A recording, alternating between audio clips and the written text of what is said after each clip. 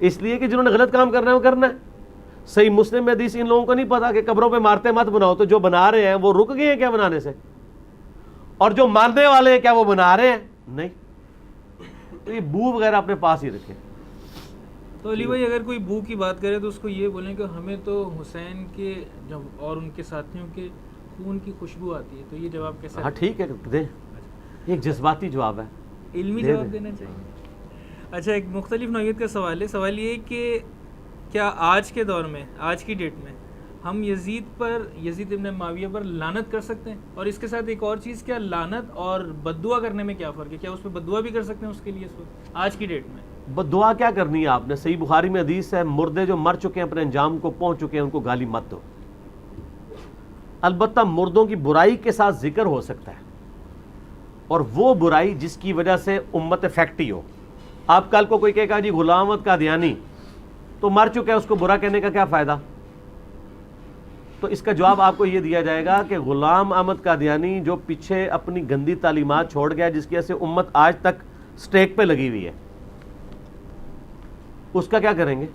آپ رد کریں گے نا, اور بائی نیم ہی کریں گے. یہ کہتے ہیں نام نہ لو, تو بائی نیم کریں گے. تو یزید ابن معاویہ کا ایفیکٹ جو مسلمانوں پہ ہوا ہے وہ غلام احمد قادیانی سے بہت بڑا ہے. پوری امت دو ٹکڑے ہو گئی ہے. یہ تو ایک چھوٹا سا فرقی بن کے لادا ہوئی ہے نا, تو پوری امت میں درار ڈال گئی ہے. اس کا آپ کیا کریں گے؟ تو یزید ابن معاویہ پہ آپ لعنت کرنے کے بجائے اتنی دیر فضائل اہل بیت بیان کریں. باقی اعلیٰ حضرت امام رضا بریلوی صاحب کا فتویٰ ہے, بریلویوں کے لیے عرض کیا ہے. وہ کہتے ہیں ہم یزید پہ لعنت نہیں کریں گے, لیکن جو لعنت کرے گا اسے روکیں گے بھی نہیں, ہم سکوت اختیار کریں گے, کیونکہ امام حنیفہ نے سکوت کیا ہے. اور ہم یزید کے کفر کے معاملے میں بھی سکوت اختیار کریں گے. اور انہی کے بڑے بزرگ امام غزالی تو بہت آگے چلے گئے, انہوں نے کہا کہ یزید سے کوئی قاتلین حسین ہونا ثابت نہیں ہے, الٹا جو کوئی ایسا کرتا ہے وہ جھوٹی تہمت لگاتا ہے, اس پہ تہمت لوٹ آئے گی. تو پوری بریلویت جو ہے وہ امام غزالی ختم کر گئے. حالانکہ ہم تو ان کو اپوز کرتے ہیں کہ وہ غلط انہوں نے بات کی ہے, لیکن ظاہر ہے کہ وہ چونکہ شیعہ کے خلاف کھڑے ہوئے تھے امام غزالی, تو اس کا ٹسل کا الٹیمیٹ یہ نتیجہ نکلتا ہے کہ آپ پھر معاملات میں غلوف کرنا شروع کر دیں. نبی علیہ السلام نے لعنت کرنے سے, یعنی بخاری مسلم میں درجنوں احادیث اس پر گواہ ہے کہ آپ نے کسی بھی کلمہ گو پہ لعنت کرنے سے بائی نیم مینشن کیا ہے, منع کیا ہے مینشن کر کے. آپ جنرل کہہ سکتے ہیں کہ قاتلین حسین پہ اللہ کی لعنت, یہ کریں. ڈاکٹر ذاکر نائک نے خود کہا, میں آج کی ڈیٹ میں جس نے رضی اللہ عنہ بھی کہہ دیا تھا, پھر بھی اس نے کہا کہ میں قاتلین حسین پہ لعنت کرتا ہوں. تو رضی اللہ عنہ تو خود ہی اس نے ختم کر دیا نا اپنا, یزید کے لیے جو کہا تھا. جنرلائز آپ کر سکتے ہیں, وہ تو قرآن میں بھی آیا ہے, جو حق چھپاتے ہیں ان پہ اللہ کی لعنت اور تمام لعنت کرنے والوں کی لعنت. سورۃ البقرہ آیت نمبر 159-160. لعنت اللہ علی الکاذبین, جھوٹوں پہ اللہ کی لعنت, ظالموں پہ اللہ کی لعنت. صحیح مسلم میں حدیث ہے, جو اہل مدینہ کو ڈرائے دھمکائے اس کو اللہ تعالیٰ پگھلا دے گا. معجم الکبیر طبرانی میں اس کو سپورٹیو حدیثیں ہیں کہ اس پہ اللہ کی لعنت, تمام فرشتوں کی لعنت, تمام لعنت کرنے والوں کی لعنت. صحیح مسلم میں حدیث ہے, جو مدینے میں بدعت کو داخل کرے اس پہ اللہ کی لعنت, اللہ کے فرشتوں کی لعنت اور تمام لعنت کرنے والوں کی لعنت. تو اس طرح جنرلائز آپ فارمولے کے طور پہ تو کہہ سکتے ہیں, بائی نیم مینشن کر کے لعنت کرنے کی ضرورت نہیں, لیکن اس کا یہ مطلب نہیں کہ وہ لعنت کا مستحق نہیں ہوا. آپ جھوٹ بولیں گے تو میں آپ کو لعنتی نہیں کہوں گا, میں یہ ضرور کہوں گا کہ آپ نے جھوٹ بولا ہے اور قرآن میں جھوٹے پہ لعنت آئی ہے. تو یزید نے ظلم کیا ہے, قرآن میں ظالم کے اوپر لعنت آئی ہے. یزید نے فساد فی الارض کیا ہے, واقعہ حرہ کی شکل میں, خانہ کعبہ پہ چڑھائی کی شکل میں, اور سب سے بڑھ کر کربلا کی شکل میں, تو وہ لعنت کا مستحق ہو گیا فساد فی الارض کی وجہ سے خود بخود. لیکن آپ خود مینشن کر کے نہ کہیں, آپ جنرل یہ بات کریں. اور میں تو کہتا ہوں جتنا ٹائم ان لوگوں پہ ضائع کرنا ہے, آپ غلطی ہائی لائٹ کر کے سائڈ پہ ہو جائیں, فضائل اہل بیت بیان کریں. جس طرح ہم برادران یوسف کی غلطی ہائی لائٹ کرتے ہیں قرآن کی روشنی میں, اور آج تک مثالیں دی جاتی ہیں, لیکن ہم برادران یوسف پہ لعنت تو نہیں کر رہے ہوتے ہیں. ٹھیک ہے, تو یہ کام نہ کریں. اچھا, یزید کے ساتھ بہت سے لوگ نا لفظ استعمال کرتے ہیں پلید کا, یزید پلید, فاسق, فاجر, زانی, اس طریقے کو کہنا کیا مناسب رہے گا؟ پلید تو ہے نا جی, اس نے پلیدی تو کی ہے. اور یہ زیادہ تر اعتراض اس پہ اہل حدیث کریں گے تو ان کو بتائیں کہ آپ کے جو بزرگ ہیں نا انڈیا پاکستان بنگلہ دیش میں, شاہ اسماعیل دہلوی جنہوں نے تقویۃ الایمان لکھی ہے، ان کی کتاب چھپی ہوئی ہے تذکیر الاخوان ما تقویۃ الایمان، آرام باغ کراچی سے، میرے پاس وہ پڑھی ہوئی ہے، ہم نے جے پی جی بھی اس کا ایک کلپ میں لگایا تھا۔ وہ تو جب بھی یزید کا نام لیتے ہیں تو لکھتے ہی یزید پلید ہے، حتیٰ کہ انہوں نے جو حدیث مسند احمد میں ہے نا کہ ایک دوپہر عبداللہ ابن عباس نے خواب میں نبی علیہ السلام کو دیکھا کہ خون کی شیشی اٹھائی ہوئی ہے، پرانگدہ بال ہے، اور آپ صلی اللہ علیہ وآلہ وسلم پریشانی میں کھڑے ہیں، تو وہ کہتے ہیں کہ میرے ماں باپ آپ پہ قربان، آپ کی حالت کس نے کی ہے؟ تو وہ نبی صلی اللہ علیہ وسلم ان کو جواب دیتے ہیں کہ آج میرے حسین اور اس کے ساتھیوں کو قتل کر دیا گیا کربلا میں صبح سے ان کا خون جمع کر رہا ہوں، یعنی ایک تمثیلاً اللہ نے خواب دکھائی۔ تو ابن عباس کہتے ہیں میں اٹھا، میں نے وہ دن اور تاریخ نوٹ کی، اور بعد میں خبر ملی، ظاہر انٹرنیٹ کا دور نہیں تھا، کچھ ہفتے بعد خبر آئی کہ اسی دن حسین ابن علی کو شہید کیا گیا تھا۔ اس حدیث کو نقل کر کے شاہ اسماعیل دہلوی تذکیر الاخوان ما تقویۃ الایمان میں لکھتے ہیں کہ یہ حدیث اس بات پر گواہ ہے کہ نبی صلی اللہ علیہ وآلہ وسلم اللہ کی جنتوں میں حسین ابن علی کی شہادت کے اوپر غم زدہ ہیں، اور وہ یزید پلید، بار بار یزید پلید کا لفظ لکھتے ہیں، تو وہ پلیدی تو اس نے کی ہے، تو اگر کوئی اس کے لیے فاسق بھی استعمال کرے، فاجر بھی، ان کو چھوڑ دیں۔ سلکبرا البیہقی میں عمار ابن یاسر کہتے ہیں اہل شام کو کافر نہ کہو بلکہ کہو یہ فاسق اور ظالم ہے۔ اگر صفین لڑنے والے جن میں اصحاب بھی شامل ہیں، عمار ابن یاسر سلف کا فہم، اس سلف کا فہم کہ جس کے بارے میں بخاری میں حدیث ہے عمار کی زبان کو اللہ نے شیطان سے محفوظ کر دیا، صحیح بخاری میں، اس سلف کا فہم جس کے بارے میں حاکم میں مسند احمد میں حدیث ہے کہ عمار سر کے بالوں سے لے کے پاؤں کے ناخنوں تک ایمان سے پر ہے، وہ کہہ رہا ہے کہ اہل صفین کو کہو فاسق اور ظالم، کافر نہ کہو۔ اہل صفین اگر فاسق اور ظالم ہے، ان کا بچہ بچونڈا یزید تو کسی کھاتے ہی میں نہیں آتا، ٹھیک ہو گیا۔ اور یہ پرانے سارے کہتے تھے یزید پلید، یہ اہل حدیث جو آج ٹھیکیدار بنے ہوئے نا یزید کی، ان کو پوچھیں آپ کے سارے بزرگ، نواب صدیق حسن بھوپالوی کے احسانات ہیں اہل حدیث کے اوپر، اگر وہ نہ ہوتے سب کانٹیننٹ میں اہل حدیث یہ زیرو ہے، اسی نے مال لگا کے کتابیں ٹرانسلیٹ کی، اور پورا یہ جتنا اہل حدیث کا مکتبہ فکر یہاں پہ پھیلا ہے نواب صدیق حسن بھوپالوی کی وجہ سے، اور اتنے بڑے عالم تھے کہ شیخ البانی سلسلہ حدیث صحیحہ میں ان کو الامام لکھتے ہیں، نواب صدیق حسن کو، شیخ البانی محدث اعظم البانیہ کے اور سعودیہ میں بھی رہے۔ تو نواب صدیق حسن بھوپالوی تو یہاں تک لکھتے ہیں کہ حضرت معاویہ کی جنگیں حضرت علی کے ساتھ دنیاوی لالچ سے خالی نہیں تھی، تو اس تک اور شاہ عبدالعزیز محدث دہلوی نے تحفہ اثنا عشریہ میں ان کا یہ قول نقل کیا دلیل کے طور پہ۔ چلو پیچھے کیا بات رہ گئی؟ تو یہ ساری کی ساری چیزیں جو ہے نا وہ اسی طریقے سے چل رہی ہوتی ہیں، اور لوگوں کے اپنے ایک فرقہ وارانہ سوچ ہوتی ہے، ہم تو سچائی کی بات کرتے ہیں۔ اچھا علی بھائی ابھی بات چلیے یزید کی، تو اس میں ذرا اس بات پہ بھی روشنی ڈال دیں گے، انہوں نے ایک کارنامہ مدینے میں بھی کیا تھا جس کو واقع حرہ کے نام سے جانا، ہاں جی ہاں جی، تو اگر اس پہ بھی روشنی ڈال دیں گے تو لوگوں کے علم میں آ جائے گی یہ بات۔ میرا دیکھیں یہ جو کربلا والا ریسرچ پیپر ہے، اس میں ایک ہم نے ٹاپک 1 اینڈ پہ جا کے یزید کے 3 سیاہ کارنامے، اس پہ میرا کلپ بھی لاکھوں لوگوں نے دیکھا ہے، یزید کے 3 برے کرتوت۔ ہوا یہ تھا کہ حسین ابن علی کی شہادت کے بعد اہل مدینہ نے یزید کی بیعت توڑ دی تھی، بیعت توڑی تو اس نے کہا چونکہ انہوں نے حاکم وقت کے خلاف بغاوت کر دی ہے تو اس لیے یزید نے پھر چڑھائی کی تھی، اور اس میں مدینہ شریف کی حرمت پامال ہوئی۔ خود آپ یعنی ابن کثیر کو پڑھ کے دیکھ لیں، البدایہ والنہایہ میں ان کی تاریخ میں انہوں نے واضح لکھا ہے کہ 1000 سے زیادہ مدینہ کی عورتیں جو تابعین تھیں ایٹ لیسٹ، یعنی وہ پریگنٹ ہو گئیں۔ یزید کی فوج نے جو کچھ کیا، 3 دن تک مسجد نبی میں گھوڑے باندھے رکھے، مسجد نبی میں نماز نہیں ہوئی، یہ تو ساری باتیں جو خود یہ شامی ہے یہ ابن کثیر، اور اس کی بڑی کوشش ہوتی ہے کہ امیر شام کا دفاع کرے، لیکن ان معاملات میں اس نے دفاع نہیں کیا، واضح لکھا ہے اس نے ابن کثیر نے، ابن تیمیہ کے شاگرد ہیں جنہوں نے وہ تفسیر ابن کثیر بھی لکھی ہے۔ اور دوسری طرف چونکہ مکے کے اندر ابن زبیر نے رضی اللہ تعالیٰ عنہ صحابی نے خلافت قائم کر لی تھی، تو یزید نے ان کے اوپر بھی چڑھائی کروائی، خانہ کعبہ صحیح مسلم میں حدیث ہے، خانہ کعبہ کے اوپر پتھراؤ کیا، غلاف کعبہ بھی جل گیا، اس میں اس کا ایک دیوار بھی ڈیمیج ہوئی۔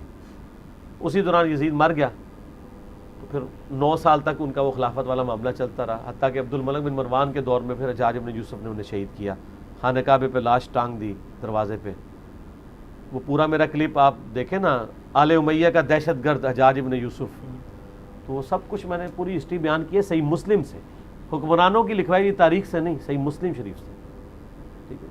اچھا، یزید کی بیعت سے متعلق ایک اعتراض یہ کیا جاتا ہے کہ عبداللہ بن عمر رضی اللہ تعالیٰ عنہ ان سے متعلق کہ انہوں نے یزید کی بیعت بھی کر لی تھی، اور وہ لوگوں کو اس بات کے لیے قائل کرتے تھے کہ تم بھی اس کی بیعت کر لو، تو یہ بھی ذرا کلیئر کریں کہ کیا بات؟ ہاں ایسا ہی ہوا تھا، لیکن ہم یہ کہتے ہیں کہ یزید کی جو بیعت نہیں کر رہے تھے، یا جن لوگوں نے یزید کی بیعت توڑ دی تھی، وہ بریلوی دیوبندی اہل حدیث تھے، یا ایٹ لیسٹ صحابہ اور تابعین تھے، صحابہ و تابعین تھے۔ تو عبداللہ ابن عمر کی ایک انڈیویجول رائے ہے نا، تو غلط بھی ہو سکتی ہے، اور تاریخ نے ثابت کیا کہ ان کی رائے غلط نکلی ہے، انہوں نے خود مانا ہے۔ آل امیہ نے انہیں قتل کروایا نا، صحیح بخاری میں حدیث ہے، حجاج بن یوسف تیمارداری کے لیے آیا اور کہا کہ مجھے پتہ چل جائے نا کہ آپ کا قاتل کون ہے، میں اسے نہ چھوڑوں۔ تو انہوں نے تقیہ کیا، انہوں نے کہا میرا قاتل وہ ہے جس نے احرام کی حالت میں آلات جنگ لانے کی اجازت دی ہے، یعنی تم، لیکن ڈائریکٹ تو نہیں کہہ سکتے تھے، ورنہ وہ شہید ہونے سے پہلے ہی شہید کر دیتا، ظالم آدمی تھا۔ ہر بندہ تو جابر حکمران کے سامنے نہیں کلمہ حق بلند کر سکتا۔ تو بعد میں آپ دیکھتے ہیں مجموع الزوائد میں المستدرک حاکم میں موجود ہے، عبداللہ بن عمر کہتے ہیں مجھے پوری زندگی نہ تو نماز روزہ چھوڑنے کے اوپر کوئی غم ہوگا، نہ اور کسی معاملے میں، سوائے اس کے کہ میں نے باغی گروہ کے خلاف قتال نہیں کیا تھا حضرت علی کے ساتھ مل کے، مجھے اس وقت نیوٹرل نہیں رہنا چاہیے تھا۔ جو بات مرتے وقت عبداللہ بن عمر کو سمجھ آئی، وہ بات اس سے آلموسٹ 34 سال پہلے مولا علی کے ساتھیوں کو حضرت علی کی زندگی میں سمجھ آ گئی تھی۔ تو بعد میں جن لوگوں کو بات سمجھ آئی ہے، تو اس وقت فائدہ تو کوئی نہیں ہوا، تو انہوں نے مان تو لیا۔ باقی میں نے بتایا عبداللہ بن عمر کی نیچر جو ہے نا وہ پیسو تھی، ایکٹیو نیچر کے نہیں تھے۔ صحیح بخاری میں 4108 نمبر حدیث ہے، جب حضرت معاویہ نے ان کے سامنے حضرت عمر کی توہین کر دی ہو تو ادھر نہیں جواب دے سکے۔ جب حضرت معاویہ نے کہا تھا جو کوئی خلافت کی طلب رکھتا ہے اپنا سینگ اٹھائے، عرب کے لوگوں کا پھر آپ پتہ نا زبان کی جو ہوتی تھی تیزی، وہ تو پھر بڑی تھی نا، سینگ اٹھائے اپنا، یعنی اپنا سر بلند کرے، قرن اٹھائے، میں اس کے باپ سے زیادہ خلافت کا حقدار ہوں۔ تو جب مجمع چھٹ گیا تو بعد میں حبیب بن مسلمہ نے کہا کہ آپ نے عبداللہ بن عمر ادھر جواب کیوں نہیں دیا حضرت معاویہ کو جب وہ اس طرح کی بات کر رہے تھے؟ تو یعنی وہ یہی سمجھ رہے تھے کہ ان کے باپ کو ہی کہہ رہے ہیں۔ ان کا میں نے ارادہ کیا کہ میں اس کو جواب دوں کہ تجھ سے زیادہ خلافت کا حقدار وہ ہے جن لوگوں نے حالت اسلام میں، جبکہ تم لوگ کافر تھے، تم لوگوں کے ساتھ جنگ کی ہے، یعنی تم باپ بیٹا کافر تھے، اور حضرت عبداللہ ابن عمر ان کا باپ مسلمان تھا، اور ہم تم لوگوں سے خندق لڑتے تھے، ہم نے احد لڑی، بدر لڑی، اور آج تم لوگ بعد میں طلقا ایمان لائے ہو اینڈ پہ جا کے، اور آج تم لوگ خلافت کے حقدار ہو۔ یا مولا علی کے بارے میں بھی ہو سکتا ہے کہ وہ خلافت کے حقدار ہیں جن کے ساتھ تم جنگیں کر رہے ہو۔ تو وہاں پہ بھی انہوں نے اپنے باپ کی توہین کے اوپر بھی جواب بعد میں دیا، اس وقت نہیں دیا۔ تو اس کے آگے الفاظ ہیں، حبیب بن مسلمہ کہتے ہیں کہ عبداللہ بن عمر نے خاموشی اختیار کر کے اپنی جان بھی بچا لی اور عزت بھی بچا لی۔ تو جان اور عزت محفوظ نہ ہو اگر، تو وہاں پہ آپ اختلاف رائے کیسے ریکارڈ کروا سکتے ہیں؟ بخاری مسلم میں آتا ہے کہ وہ جا کے عبداللہ بن عمر کہتے تھے بیعت نہ توڑو یزید کی، باقی لوگ کہتے تھے کیوں نہ توڑیں، اس سے بڑا اور کوئی واقعہ ہوگا؟ جو توڑنے والے کوئی انجینئر صاحب کی ویڈیوز تو نہیں دیکھتے تھے، وہ توڑنے والے لوگ کون تھے؟ وہ وہی لوگ تھے جو اہل بیت کے احترام کو سمجھتے تھے، ان کو پتہ تھا کہ ظلم کیا ان لوگوں نے، ان لوگوں کی رائے کی قدر نہیں ہے۔ پھر عبداللہ بن عمر تو بعد میں بھی آپ دیکھ رہے ہیں کہ پیچھے ہٹ گئے، تو ذرا پیسے مزاج کے تھے۔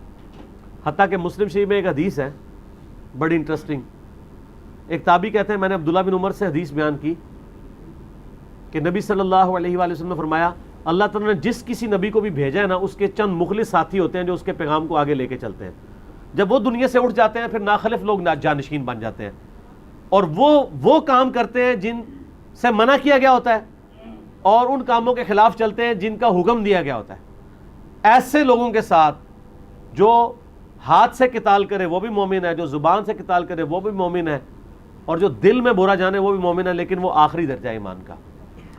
تو عبداللہ بن عمر نے اس حدیث کو ماننے سے انکار کر دیا. صحیح مسلم کے الفاظ ہیں، میں نے اس پمفلٹ میں بھی ڈالی ہوئی ہے. اب وہ تابعی کہتا ہے میں کیا عبداللہ بن عمر سے بحث کروں، میں نے عبداللہ بن مسعود سے خود یہ حدیث سنی ہوئی تھی. کہتے ہیں میں بڑا عرصہ خاموش رہا، حتیٰ کہ عبداللہ بن مسعود تشریف لائے.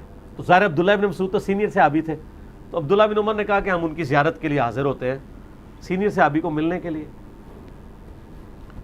تو کہتے ہیں میرے دماغ میں تھا اب موقع ہے کہ میں نا یہ بات کر دوں. تو جب کہتے ہیں ہم وہاں پہنچے تو میں نے عبداللہ بن مسعود سے، عبداللہ بن عمر کو کچھ نہیں کہا، عبداللہ بن مسعود سے کہا کہ کیا آپ نے مجھ سے یہ حدیث نہیں بیان کی تھی کہ نبی علیہ السلام نے فرمایا کہ جو اس طرح کے حکمران ہیں ان سے جو ہاتھ سے قتال کرے وہ بھی مومن ہے، جو زبان سے کرے وہ بھی مومن ہے. تو انہوں نے کہا ہاں میں نے نبی صلی اللہ علیہ وسلم سے یہ بات خود سنی تھی. تو پھر عبداللہ بن عمر وہاں پہ خاموش ہو گئے. تو وہ ایکٹیو والی حدیثیں ایکسیپٹ نہیں کرتے تھے، وہ حکمرانوں کے خلاف خروج کو غلط سمجھتے تھے، اس لیے پھر وہ اس لیول پہ اتر بھی نہیں سکتے تھے جہاں پہ حسین ابن علی اترے. اور دوسرا ان کے اترنے سے ایسا کوئی فرق نہ پڑتا، حسین ابن علی کا اترنا ضروری تھا کیونکہ خاندان رسول کے ریپرزینٹیٹو تو حسین ابن علی تھے. قرآن میں آتا ہے نا کہ ان کے مولویوں نے اور ان کے اللہ والوں نے، علماء نے ان کو حرام خوریوں سے کیوں نہیں روکا. اچھا یزید کو بھی پتا، آپ دیکھیں یزید نے اور ان کے والد محترم نے تلوار کے زور پہ پوری سلطنت اسلامیہ سے بیعت لے لی تھی سوائے چند ایک لوگوں کے. تو کیا فرق پڑتا تھا؟ لیکن فرق اس لیے پڑا ان کو پتا تھا جب تک حسین بیعت نہیں کرتے نا ہماری ملوکیت خلافت نہیں بن سکتی. تو پھر انہوں نے ان کی ملوکیت کو خلافت نہیں بننے دیا حضرت حسین نے. ان کو پتا تھا کہ یہ اختلافی نوٹ بہت خطرناک ہے، سارے جج بھی ہمارے حق میں فیصلہ کر دینا، حسین کا اختلافی نوٹ سارے ججوں کو پیچھے چھوڑ دیتا ہے کیونکہ وہ آل محمد میں سے صلی اللہ علیہ وآلہ وسلم. اور یہ بھی یاد رکھیے گا کہ ان زمانوں میں کسی ایک شخص کا بیعت سے انکار کرنے کا مطلب ایک شخص نہیں پورا قبیلہ ہوتا تھا، قبائلی سسٹم تھا. آج اگر نواز شریف صاحب بیعت کر لیں عمران خان کی تو آپ اس کو پوری نون لیگ کی بیعت تصور کریں گے، ایک انڈیویجول کی نہیں. یا عمران خان صاحب بیعت کر لیں نواز شریف، نونی والے ناراض ہی نہ ہو جائیں، تو پوری پی ٹی آئی کی بیعت تصور ہوگی. اس زمانے میں قبائلی سسٹم میں اگر حسین ابن علی نے نہیں کیا تو مراد ہے بنو ہاشم نہیں بیعت کر رہا پورا قبیلہ. تو یہ کہتے ہیں دو چار بندوں نے بیعت نہیں کی، وہ دو چار بندے نہیں ہیں، وہ دو چار قبیلے ہیں اور کوئی عام قبیلے نہیں ہیں. عرب کے بہترین قبائل ہیں جن کی اسلام کے لیے کنٹریبیوشنز ہیں.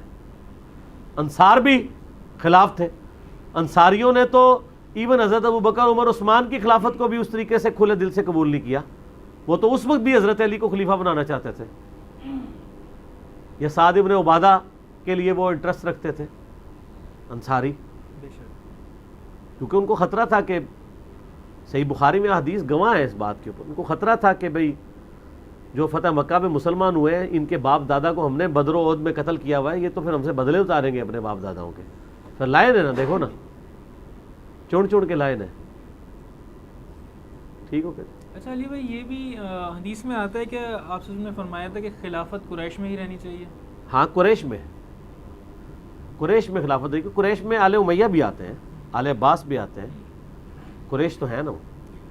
اچھا سیدنا علی کے ایک بیٹے ہیں جن کا نام ہے محمد بن حنفیہ، ان کے بارے میں آتا ہے کہ ایک تو یہ جنگ صفین میں بھی شامل تھے اور اپنے والد کے ساتھ تھے اور حضرت امیر معاویہ رضی اللہ تعالیٰ کے خلاف انہوں نے جنگ بھی کی تھی. لیکن اس کے ساتھ ایک اور چیز بھی آتی ہے، یہ بات بتائی جاتی ہے کہ محمد بن حنفیہ نے یزید کے بارے میں کچھ تعریفی کلمات بھی کہے تھے. تو یہ دو متضاد باتیں ایک ساتھ کیسے ہوتی؟ پرانیاں گلاں، پرانے فرقے، پرانے بزرگ، وہ ساڑھے تے کلپ آ گئے نہیں ہوتے، ہمارے تو کلپ آ چکے ہیں، سب کا سب یہ جھوٹ ہے. یہ ناسبیوں نے پھیلایا کہ جی حضرت علی کا بیٹا ہے محمد ابن حنفیہ. یہ آپ کو پتہ ہے نا سیدہ فاطمہ کی وفات کے بعد حضرت علی نے ایک حنفیہ نامی عورت سے شادی کی تھی، اس سے ایک بیٹا پیدا ہوا تھا محمد ابن حنفیہ اسے کہا جاتا ہے. حضرت علی کا بیٹا ہے، جنگ صفین میں ساتھ تھے، ان کی ٹانگیں، ایک ٹانگ بھی اس میں شہید ہو گئی تھی جنگ صفین میں. تو جنگ صفین تک تو وہ امیر شام کے خلاف تھے، بعد میں وہ ان کے حامی کہاں سے ہو سکتے تھے اس کی اولاد کے. جو امیر شام کو نہیں مان رہے ہیں اس کی اولاد کو کہاں سے انہوں نے ماننا تھا؟ کہانی ہے. پہلی بات ہے یہ حدیث کی کتاب میں نہیں ہے, یہ البدایہ والنہایہ جسے تاریخ ابن کثیر کہتے ہیں اس میں ہے, اور یہ روایت پوری یہ بیان نہیں کرتے. پوری روایت اس طریقے سے ہے کہ محمد ابن حنفیہ یزید کو ملنے کے لیے جاتے ہیں, جب واپس آتے ہیں تو لوگ آگے پوچھتے ہیں آپ نے یزید کو کیسا پایا؟ تو انہوں نے کہا جی میں تو اس کو سنت کی تلاش کرنے والا اور صوم و صلات کا بڑا پابند پایا ہے. یعنی وہ لوگ جن کے آباء و اجداد نے سنتیں بدلی ہیں. سب سے بڑی سنت تو یہ بدلی نا کہ اپنے بچے کو جانشین بنا دیا. صحیح حدیث ہے کتاب الاوائل امام ابن ابی عاصم کی کتاب میں سلسلہ حدیث صحیحہ میں البانی نے ڈالی ہے کہ میری امت کا پہلا شخص جو میری سنت کو بدلے گا وہ بنو امیہ سے ہوگا. اور اس کے انڈر شیخ البانی صاحب نے نا انجینئر صاحب کا ایک ویڈیو کلپ دیکھ کے نیچے لکھ دیا, کہ ویسے جوک کے طور پہ کہہ رہا ہوں, میرے سے پہلے لکھا ہے انہوں نے, کہ اس سے مراد وہ شخص ہو سکتا ہے جس نے حکومت کو, خلافت کو ملوکیت میں بدل دیا, یعنی اس کو اپنے خاندان میں ٹرانسفر کیا, یعنی امیر شام نام لیے بغیر. تو محمد ابن حنفیہ تو صفین لڑے ہوئے تھے, وہ کیسے ان کی پارٹی کو قبول کر سکتے تھے؟ حضرت علی کا یہ بیٹا.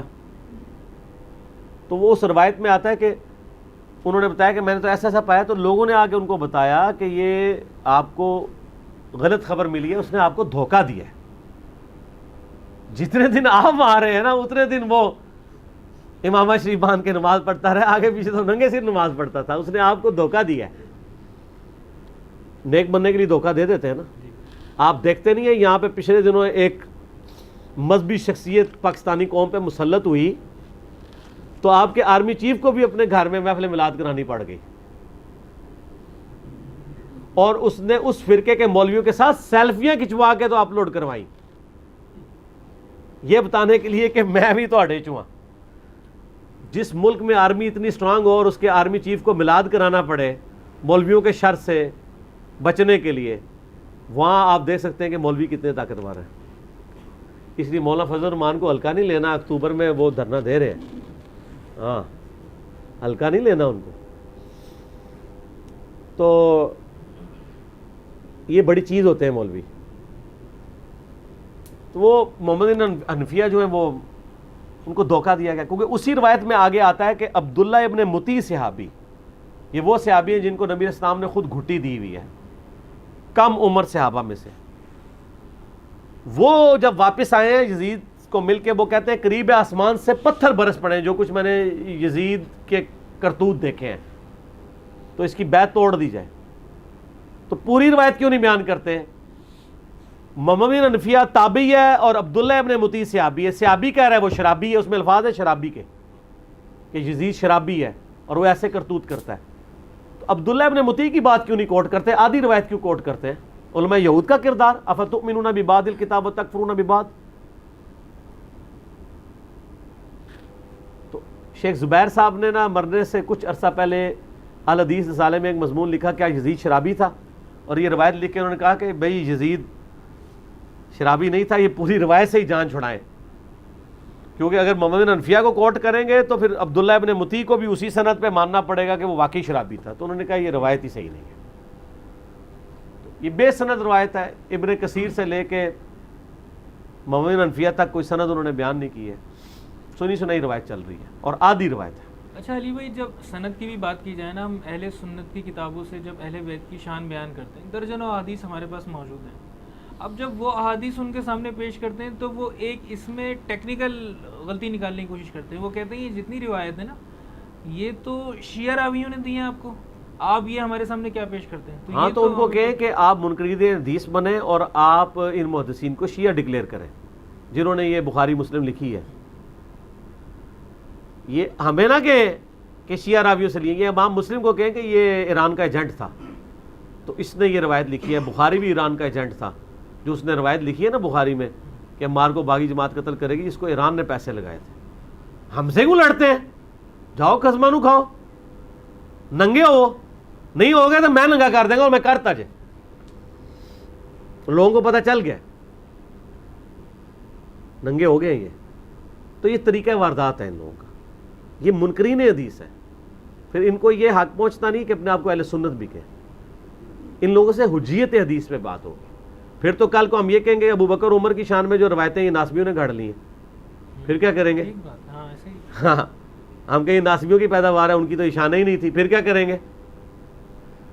اگر رافضیوں کے بارے میں بات کر رہے ہیں تو ناسبیوں کو سرٹیفکیٹ حاصل ہوا ہے، حدیث تو موقوفاً مولا علی سے دونوں کے بارے میں ہے کہ میری وجہ سے دو فرقے گمراہ ہوں گے، ایک میری محبت میں غلوب کر کے ایک میری دشمنی میں، اور میری وجہ سے دو فرقے دوزخ میں جائیں گے، ایک میری محبت میں غلوب کر کے ایک میری دشمنی میں۔ اور میں آپ کو مزے کی بات بتاؤں، ابن حجر اسقلانی نے فتح الباری میں یہ بات لکھی ہے کہ میرے لیے بڑی حیران کن بات ہے اور پریشان کن بات ہے کہ یہ حدیث تو حضرت علی کے بارے میں تھی کہ حضرت علی سے محبت نہیں رکھے گا مگر مومن، علی سے بغض نہیں رکھے گا مگر منافق۔ ہونا تو چاہیے تھا کہ محبت علی والوں کی حدیثیں لی جاتی اور بغض علی والوں کی حدیثیں چھوڑی جاتی، لیکن ہم دیکھتے ہیں کہ الٹا ناسبیوں کی حدیثیں لی ہیں ہمارے محدثین نے اور محبت علی والوں کو غالی شیعہ کہہ کے حدیثیں چھوڑ دی ہیں۔ بڑی پوائنٹ کی بات کی ابن حجر اسقلانی نے، ان کا محبت علی والوں کی حدیثیں لینی چاہیے تھیں اور بغض علی والوں کی چھوڑنی چاہیے تھی۔ الٹا ہے کہ بغض علی والوں کی حدیثیں ہیں اور حب علی والوں کی چھوڑ دی ہیں۔ اب مروان بن حکم تو کٹر ناسبی تھا، مولا علی پہ لعنت کرواتا تھا، بخاری میں روایتیں ہیں، اگرچہ اہل سنت جواب دیتے ہیں کہ وہ مطابعت میں لی ہوئی ہیں اور چونکہ کچھ روایتیں امام زین العابدین نے اس سے بیان کی ہیں، تو میں معصومانہ سوال کرتا ہوں جو امام زین العابدین نے مروان سے روایتیں بیان کی ہیں، کبھی وہ روایتیں ہی اپنے ممبر پہ سنا دے کون سی ہے بخاری کی، وہ بھی نہیں سنا سکتے۔ مثلا میں آپ کو سنا دیتا ہوں، میں نے اس پمفلٹ میں ڈالی ہے کہ مروان بن حکم کہتا ہے کہ میں اس مجلس میں موجود تھا جہاں حضرت علی اور عثمان کا جھگڑا ہوا، اور راوی کا ہیں امام زین العابدین کو مروان خود سنا رہا ہے مولا علی کے بیٹے کو کہ میں آپ کے ابا جی کا میں نے یہ ایکٹ دیکھا ہوا ہے کہ جب حضرت عثمان حج تمتع پہ پابندی لگا رہے تھے اور حضرت علی ان سے اختلاف کر رہے تھے کہ آپ یہ غلط کر رہے ہیں کہ نبی علیہ السلام نے تو حج تمتع کا حکم دیا ہے، تو جب انہوں نے دیکھا کہ عثمان اپنی بات پہ اڑے ہوئے ہیں تو حضرت علی نے کہا میں کسی کی وجہ سے نبی کی سنت نہیں چھوڑ سکتا، تو انہوں نے اسی وقت کہا کہ میں حج اور عمرے اکٹھی نیت کرتا ہوں۔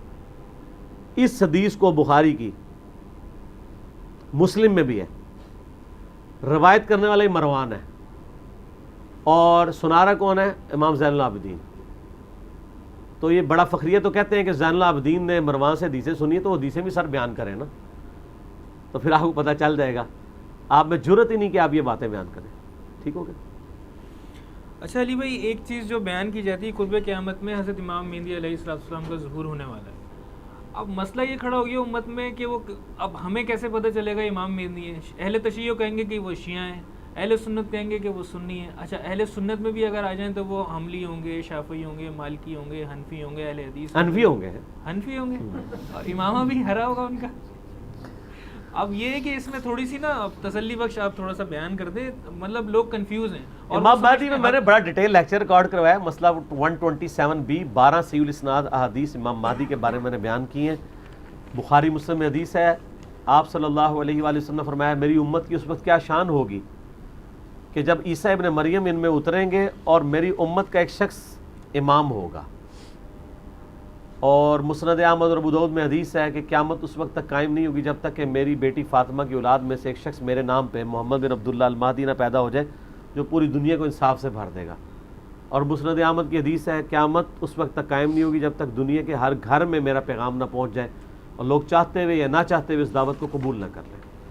تو یہ یوٹیوب حافظہ اللہ کی برکت سے ہی ہوگا نا، اور اس سے پہلے بڑی سٹرونگ دعوت اٹھنے کی ضرورت ہے کہ لوگ سنی شیعہ کنفلکٹ سے باہر نکل کے سچی بات کو ایکسیپٹ کریں۔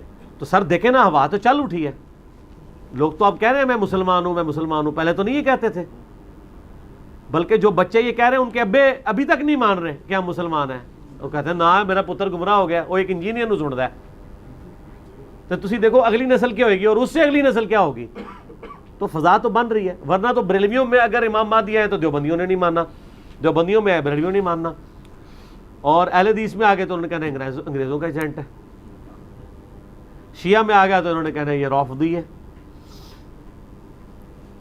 اس کے لیے ضروری ہے کہ امام مہدی کے آنے سے پہلے ہی مسلمان ان چیزوں سے بیزار ہو چکے ہیں اور انشاءاللہ بیزار ہو چکے ہوں گے۔